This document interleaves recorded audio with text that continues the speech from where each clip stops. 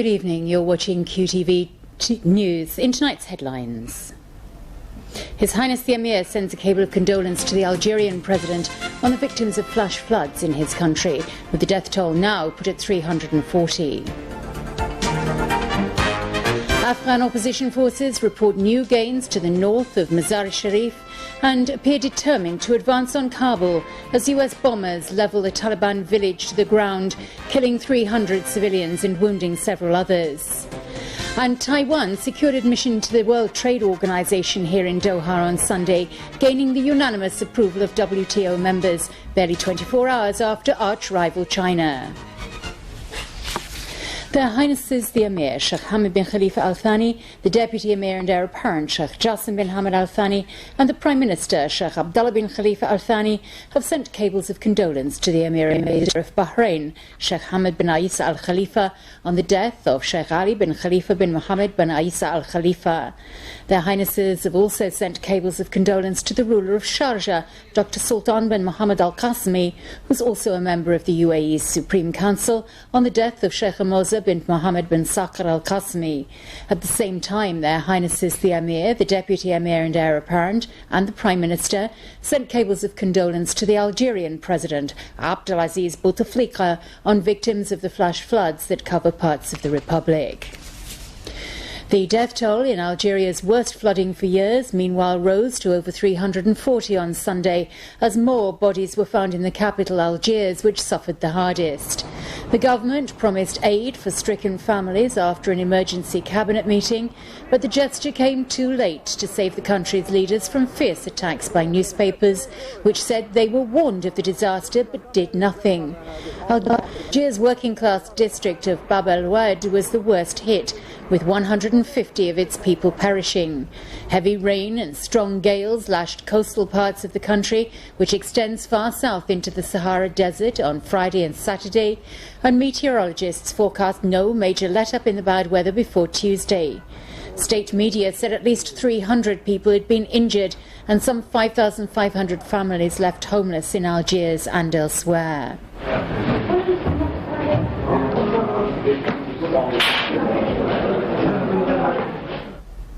Observers at the UN headquarters in New York say after a day of debate and meetings dominated by the threat of international terrorism, the focus at the UN General Assembly is likely to shift Sunday towards conflict in the Middle East and Africa. UN Secretary-General Kofi Annan's first scheduled appointment early Sunday was with the President of the Palestinian Authority, Yasser Arafat, who's due to speak from the Assembly rostrum later Sunday morning, Eastern Time. While they are meeting in Annan's 38th floor office, US Secretary of State Colin Powell will hold private talks in New York's Waldorf Astoria Hotel with Israeli Foreign Minister Shimon Peres. US President George W. Bush, one of the first speakers after the 7-day annual debate of world leaders opened on Saturday, said he was committed to a just peace in the Middle East, including a Palestinian state. But Peres, in an interview broadcast Saturday by Swedish radio, said it would be a mistake for Arafat to unilaterally declare statehood. Powell has also scheduled talks with Farouk al-Shara, Foreign Minister of Syria, a key player in the Middle East conflict, and a state officially described by the United States as a sponsor of terrorism. The theme of terrorism dominated the first day of the debate, which was postponed for almost 7 weeks after the destruction of New York's World Trade Center on September the 11th.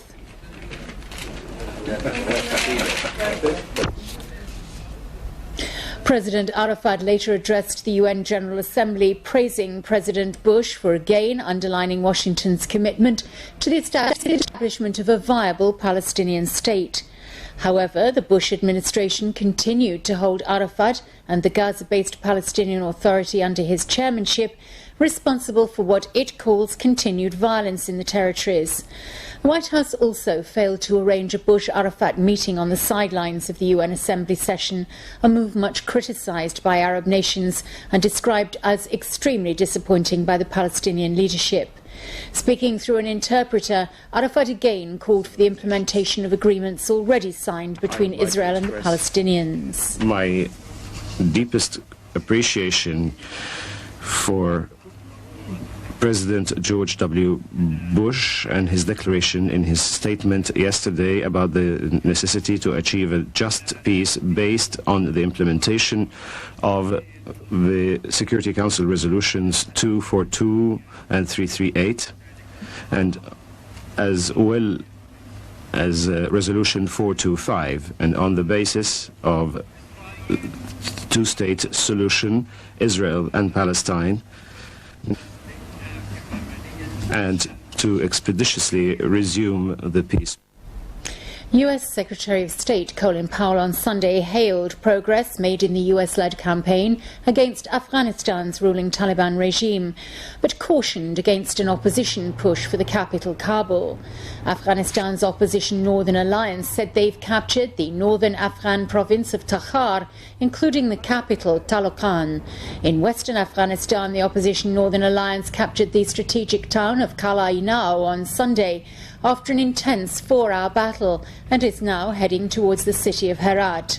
Hundreds of opposition troops, backed by tanks and artillery, have been deployed north of Kabul, ready for an assault to take nearby Taliban positions that have made Bagram Airport unusable.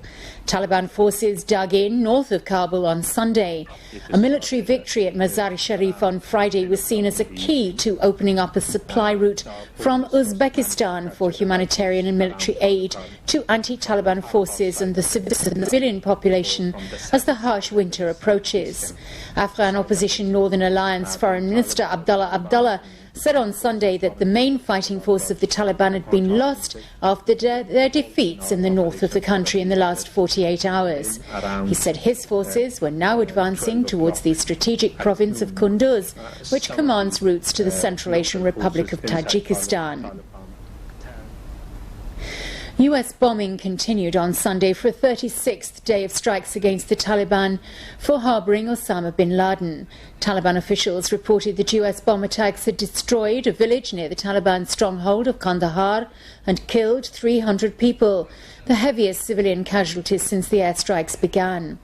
Also, a factory on the outskirts of Kabul is reported to have been hit in an overnight air raid by U.S. forces, killing 2 local workers. Meanwhile, Taliban forces have tightened security around the streets of Kabul as opposition forces in northern Afghanistan continued to advance down the main road to Kabul. Taliban checkpoints have been set up around Kabul to make sure that the opposition forces don't sneak weapons, communication sets and satellite phones into the city. Kabul residents have not forgotten the Mujahideen power struggle when rockets rained from the sky, hospitals ran short of blood, and walking in the street was dicing with death. Summary execution, highway robbery and murder were commonplace. The U.S. administration on Sunday urged Afghan opposition forces to surround but not occupy Kabul after the Northern Alliance took the pivotal northern city of Mazar-e-Sharif, where only pockets of resistance still remain.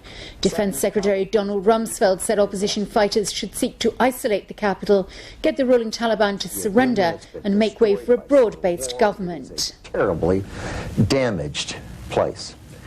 Third, whoever takes it is going to have to feed it. And the humanitarian assistance that is going to be required in there rapidly is going to be enormous. Now, what does all that say? It says that the real prize of prizes, to use your...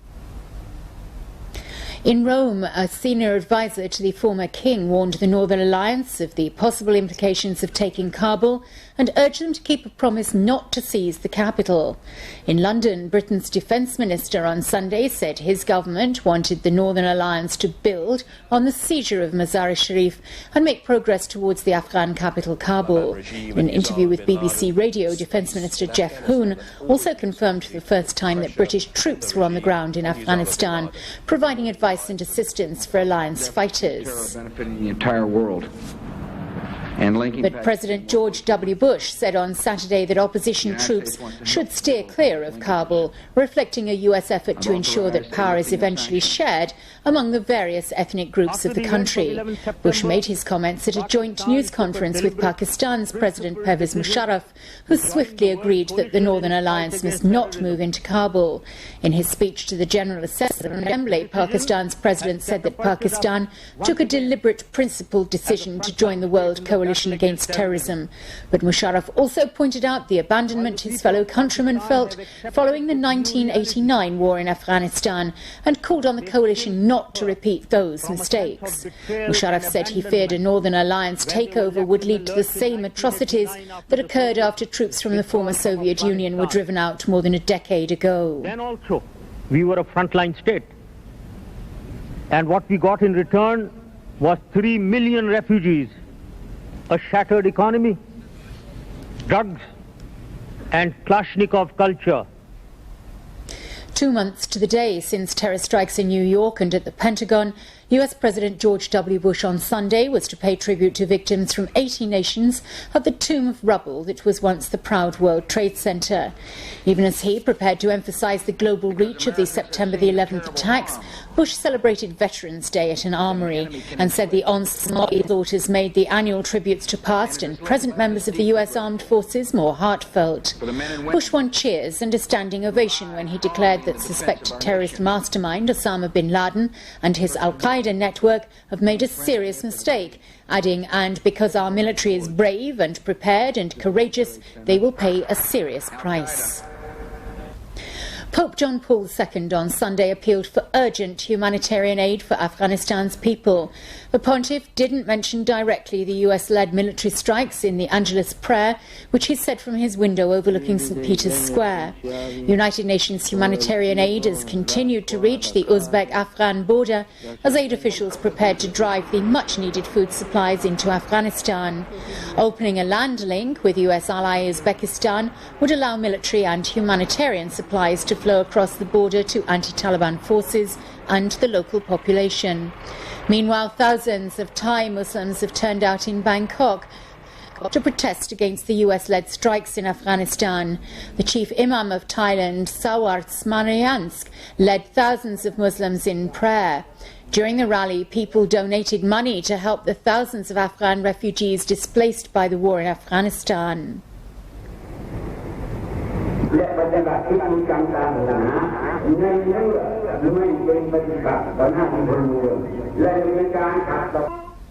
The US administration on Sunday said it doubted that terror suspect Osama bin Laden his claim to possess nuclear weapons, but said he was trying to get such weapons and would not hesitate to use them.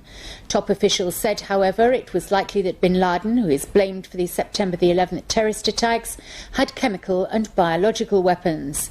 National Security Advisor Condoleezza Rice said the administration was nevertheless taking his claims seriously. Meanwhile, several hundred anti-nuclear activists travelling on more than 200 tractors played cat and mouse with police, using a series of road blockades to protest the impending arrival of a shipment of atomic waste from France. On the third day of the fourth WTO ministerial session here at the Doha Sheraton, Taiwan secured admission to the international organisation on Sunday. Qatari Economy Minister His Excellency Yusuf Hussein Kamal, the chairman of the WTO conference, formally approved Taiwan's entrance with the bang of a gavel. Meanwhile, a senior Doha police official denied Sunday reports that a Qatari soldier had fired a warning shot near a security checkpoint installed for the ministerial conference. At the same time, and as ministers from the 142-nation WTO neared the halfway stage of a 5-day conference, delegates said the outcome was finely balanced. Details of these stories and other developments on the third day of the historic gathering in the Qatari capital in the following report filed by the QTV Channel 2 team at the Doha Sheraton.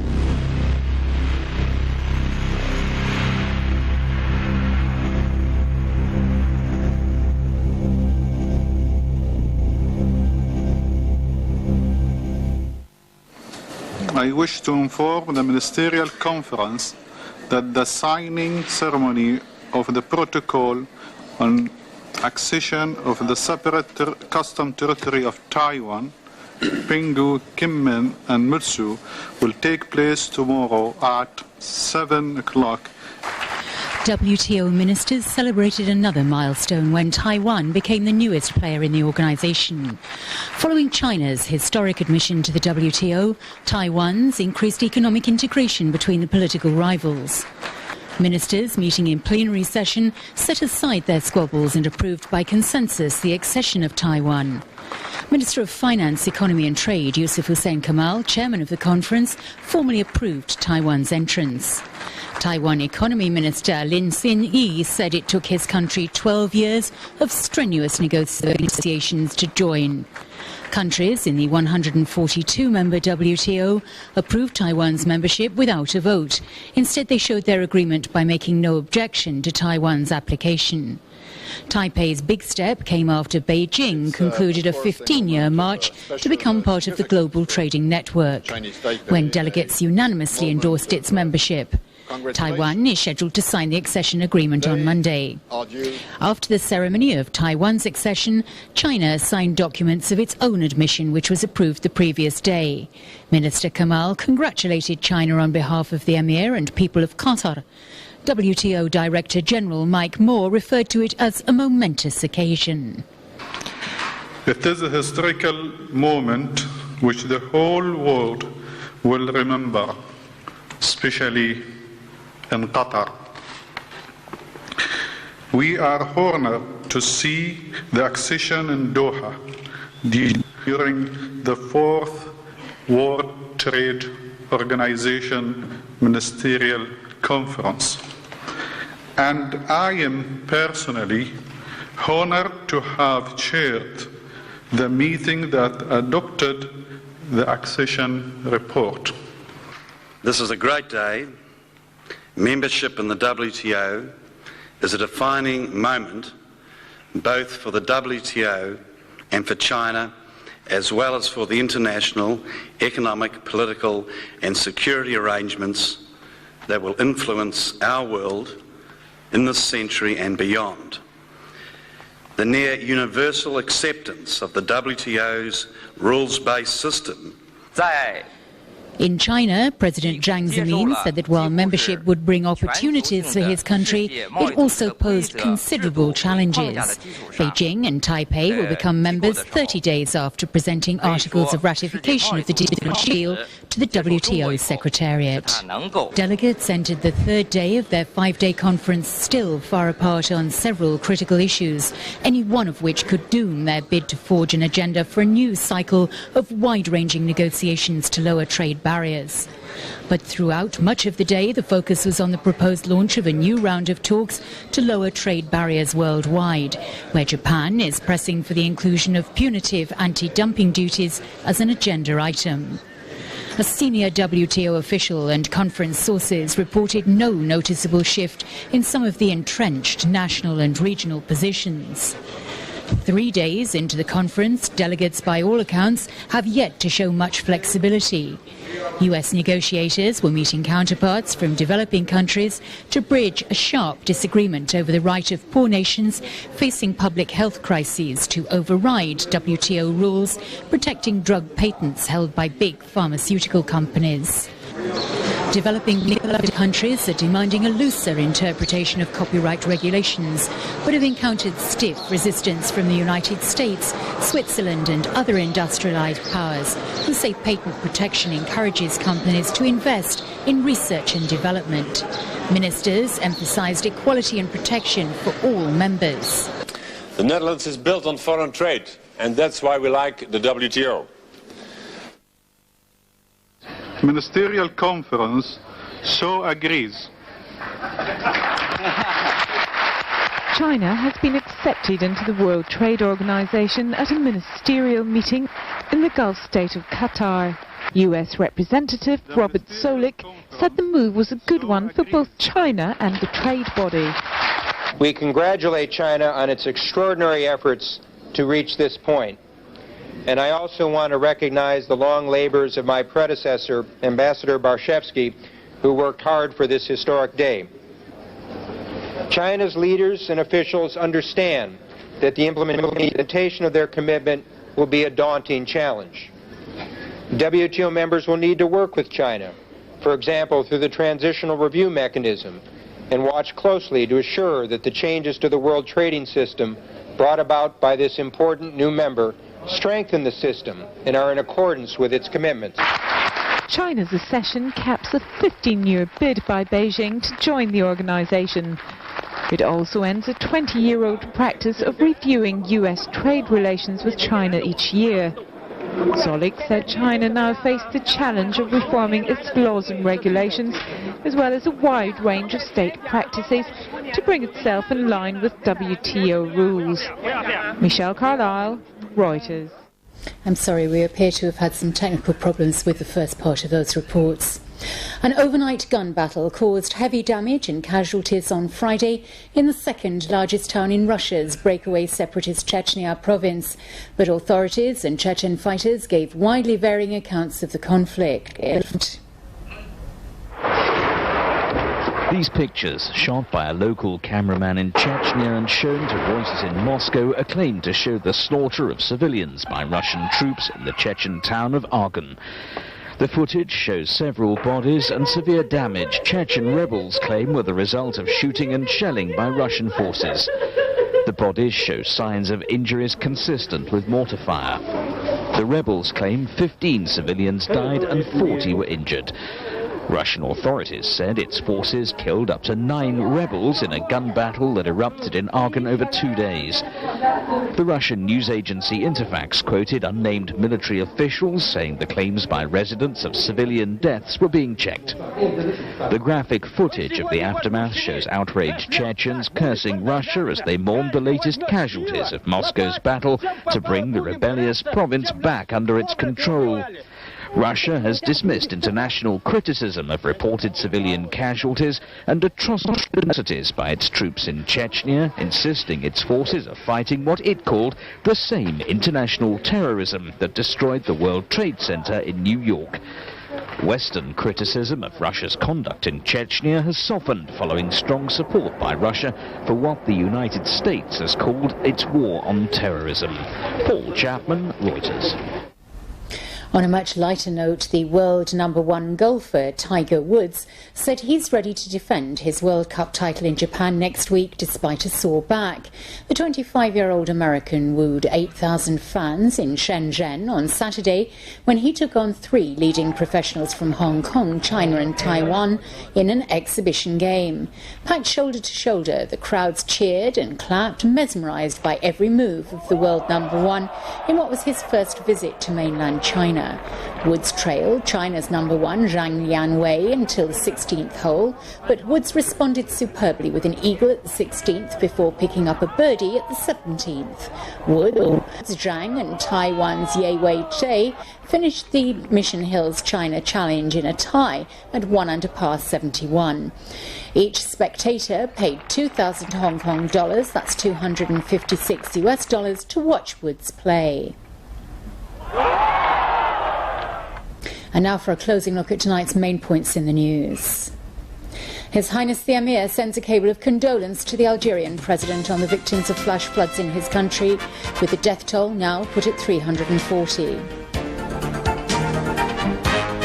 Afghanistan opposition forces report new gains to the north of Mazar-e-Sharif and appear determined to advance on Kabul as US bombers level a Taliban village to the ground, killing 300 civilians and wounding several others. And Taiwan secured admission to the World Trade Organization here in Doha on Sunday, gaining the unanimous approval of WTO members barely 24 hours after arch rival China. And that brings us to the end of tonight's news here on QTV. Until tomorrow, from all of us in the newsroom, good night.